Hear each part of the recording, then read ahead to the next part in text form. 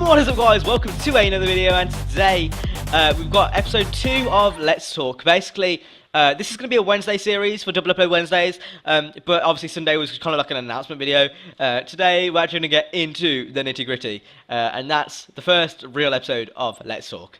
So without further ado, let's get straight to the video. Okay, so the first topic of the day is Driveclub. This is something I just kind of want to talk about for a while, actually. Driveclub is coming out on Friday in the UK. I know it's already released in the US. I believe it was yesterday. And then the PS Plus version is having like some difficulties or something. But I guess I can't just talk about what I thought of the EGX demo and just kind of reiterate my views, just in case if you don't actually already know. So coming out Friday. It genuinely looks like a great game. And from what I played already, I played 2 races. One with a Huayra and one with an SLS, I believe.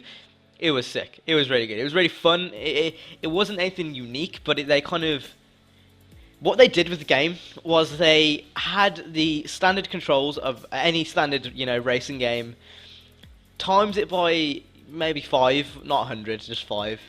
They basically kind of just honed in on what was already good in a racing game. They basically kind of perfected it, I guess, in a track-based racer. It's very bare bones. But it's the gameplay that I guess they try to focus on. I really liked it. It's very hard to explain unless you play it. I think everyone says that about games, and I genuinely think it's actually true for Driveclub. Like, it's so hard to explain, but it's so good. It is so good. One thing I can say I'm pretty disappointed by is the lack of content. Obviously, with all the other games coming out this year, Project Cars, which I'll talk about in a minute, that game is actually absolutely horrible. All those other games, like, I find that that Driveclub really lacks in some content and some cars and stuff.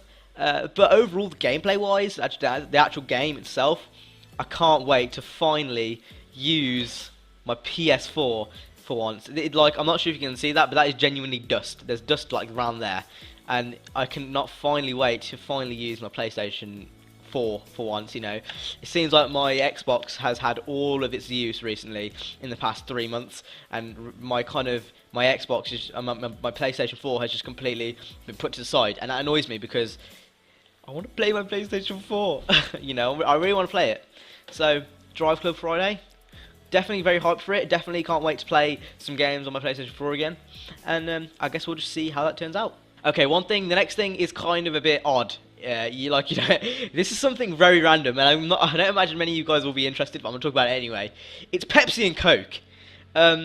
Basically, I had a conversation earlier on today with some school people about Pepsi and Coke, and just kind of, talking about the two. As you can see, I'm a Coke guy. I'm a big Coke guy. Coke is my livelihood. I love it. It's easily one of the best drinks ever made. I just love it. And we were kind of just talking about, comparing it and just talking what's better, basically. For me, I'm a Coke guy, and you guys know this. You've just seen I'm a Coke guy, born and bred. But what I'm trying to say is why, do people compare both? Because Coke is on a completely different level. I'm not sure if you guys know, but in the US, the Coke hold 50% of the market share. That's huge if you don't know your business. That is literally huge, and I don't know. What do you guys prefer? Do you prefer Coke or Pepsi? I really prefer Coke. Pepsi kind of missed that zing. Coke has that certain zing. I'm not sure whether it's just kind of the sugar, because obviously it's got lots of sugar in. If you can see that there. 1 second. Oh, that way. Shit. Focus. God. 35 grams. I'm not sure if I was even focusing. Yeah, I'm not sure what it is. I think it might be the sugar. But Coke is just hands down winning for me. I don't know where I was leaning to with that, but obviously it was just something I wanted to get off my mind. And you guys want to listen to it, because that's why you're here, so I thought, why not just kind of say it, But that conversation was leading to nowhere. Okay, the next thing I want to talk about is the gaming industry and stuff. Basically, Horizon 2 had its first DLC pack announced. Quite literally, a week after games launched, DLC packs have been released. Now, as much as I dislike COD nowadays, they don't release map packs till a few months. Why can't Horizon do the same? It annoys me. I've got the car pass, so I guess I shouldn't. Well, I should be moaning because I paid for it. But the fact they are releasing content so fast, it leads me to think: have they actually put this all on disc? Because it seems like it is just ridiculous, to be honest, what they've done here. And like I've talked about DLC and season passes quite a lot recently, you know, in terms of games and when they're releasing season passes and stuff. And it is pretty ridiculous the fact that even Forza and Microsoft are still doing this. You know, I don't like it. I really don't like it. I think there is kind of a sense of just kind of milking a series, I guess. I'm really disappointed with Microsoft and just with Forza generally, because I know recently, since Forza 5 came out, and even Forza 4, they've just been milking the shit out of this cow, and it's just been milked and milked and milked. And I guess, you know, the F-Type is cool, and I guess, you know, the Scirocco is cool, but come on, like you can't just leave it on the disc. I mean, I don't know, it really annoys me, you know, and it's not just Forza. It's the crew. It's probably going to be Driveclub. In fact, I know it's Driveclub because they announced their DLC packs. So it's Driveclub. It's going to be, you know, the crew, Driveclub, Project Cars, probably. Even that game's terrible. It's been Grid Autosport. It's been every Need for Speed game since the dawn of DLC. So many games have been, you know, down this route. And I guess it really just annoys me. It really just annoys me. I don't know. I guess I'll just have to see how it goes in the long term. But it's very annoying, you know. And I think DLC does need to be toned down a bit. And I think the only way they're actually going to listen to us is if we actually say something. But there's not much we can actually really say without stop buying consoles. And the console generation's already started. So I doubt they're ever going to do that. So yeah, that was just something I was thinking about. You know, how ridiculous season passes are nowadays. I don't know. Again, we can't really do much about it, but I thought that was just something on my mind. I thought I'd share it with you guys. I don't know what to think really about it. I don't know. Season passes are for noobs. Well, that's pretty contradictory since I've actually got one. And I guess this kind of leads me on, you know, in terms of fanboys, I guess. Well, it doesn't really lead me on at all. But basically, I want to talk about fanboys. Basically, I've seen some arguments on Twitter, you know, about, you know, what game's better, this and that, and you know who you are. You know who you are. But basically, I've seen some arguments, and I just want to talk a bit about why we are all here. You know, because it seems like people are forgetting the point. You know, people have preferences. That's obvious. People are always going to have preferences about between what game is better and what game isn't better, and this and that, and you know what game has better customization and all that and all that. No. I have preferences, but guys, we've got to stop acting like 5-year-olds here. You know, if you have a preference for a game and you enjoy a game more than another game, you just got to stop. You just got to stop, because that's cool. You can have a preference. I'm not stopping you having a preference.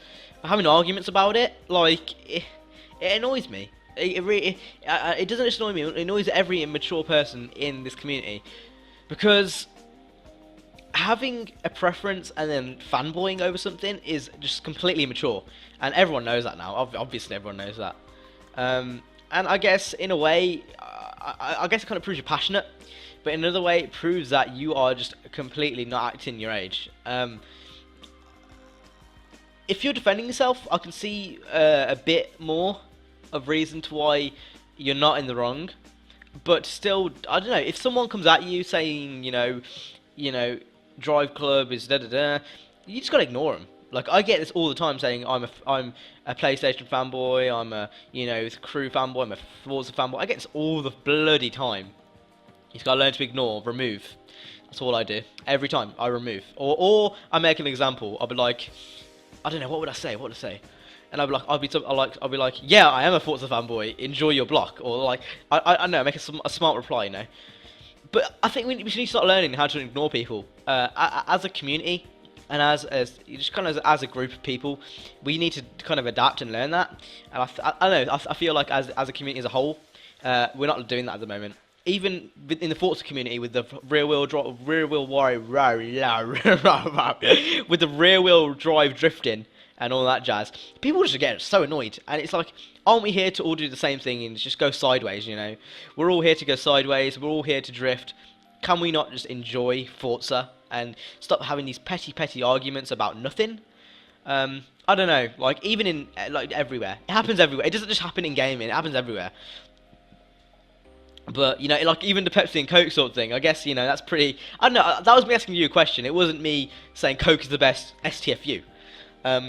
You know, but, I don't know, I guess we just kind of need to, like, you know, reevaluate what we want, because in the end of the day, yeah, you can have a preference, but starting arguments and making people upset for no reason you can say whatever you want, but when it gets to the point where you upset people over a little petty comment, and this counts for anything, not just, you know, fanboy arguments, like this can count for anything. If you're having fun, that's fine, but if you just take that banter a bit too far and you end up hurting someone, you need to stop, because it is just completely wrong. And that's something I've learned, you know, in the past few years, just in life, and that's something that I'm teaching you guys, just in case if you don't already know, which I imagine most of you obviously do know. It's just something that I thought I'd share, because a lot of people don't actually realise, you know, that they actually are doing something wrong till they've done it wrong. And I guess, people just don't kind of need to realise, and I thought I'd just mention. Okay, so the next thing I want to talk about is me, I guess, and the channel and everything.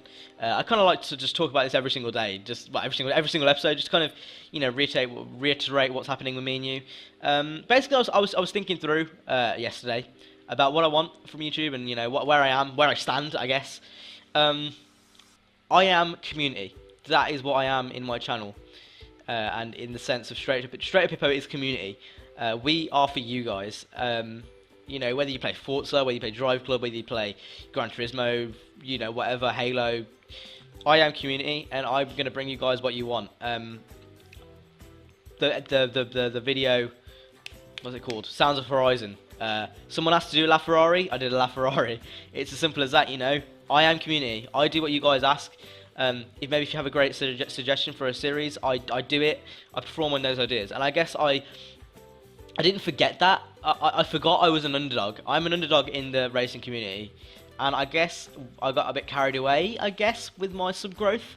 Not so much with, you know, my motives. My motives are very much still the same as they were to day one.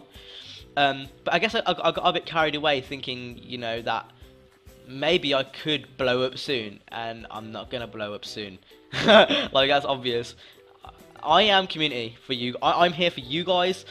I'm here to make the best content possible, and I guess I forgot that I am an underdog. Still to this day, I'm still an underdog. You know, like, no matter how hard I try, I am still an underdog, and everyone, you know, likes to push an underdog. Maybe in a year's time, I won't be in the situation that I am in now. Obviously, with only like 1,000 subscribers, which it's still a lot, but like, it's not like in the big picture, like in the big scheme of things. Like when AR12's got like 250,000, it's not huge, if you know what I mean. But I am community, and this is what's going to push my channel to become huge, because I say so. You guys right there, the one that's behind you, you know where you are. You're right behind that camera. Go on, shake my hand, shake my hand, shake my hand, go on, shake my hand, go on. You didn't shake your hand, did you? You are community. You are, that was, oh Jesus. I'm so sad, I'm waving at a webcam. But yeah, you are, well, I don't know, was that sad or was that not? I mean, it wasn't really sad. I guess you guys are community. No, not I guess, I know. You guys are community. You guys make me what's so great about this channel, and you guys decide where the channel goes. Ultimately, I shall bring you what you want, to extents. Like, I'm not going to play games that I don't enjoy, like Project Cars. I'm not going to get that, because I absolutely hated that game. But in the end of the day, you are community, and I bring you what you want, and you are the voice of the channel. There's no other way of going around it. This has always been the case, you know. I've always been a community-centered channel, and now ever more so, you know, with all the new games releasing and all this kind of jazz. I want you guys to be at the heart of what makes my channel, StraightUpHippo, the brand, I guess.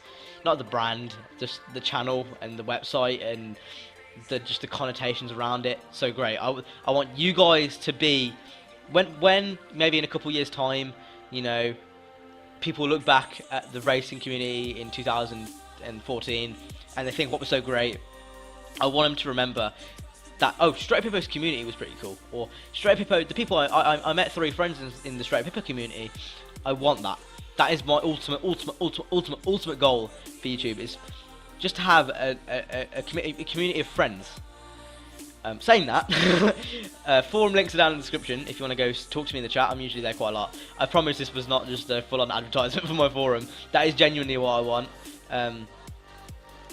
I guess, you know, regardless, you know, whether you want to follow me on Twitter, whether you want to depending on how invested you want to get into the community, if you are subscribed, or if you watch my videos, or if you dislike a video, you have automatically signed yourself up for the Hippo Nation, and we are going to get big.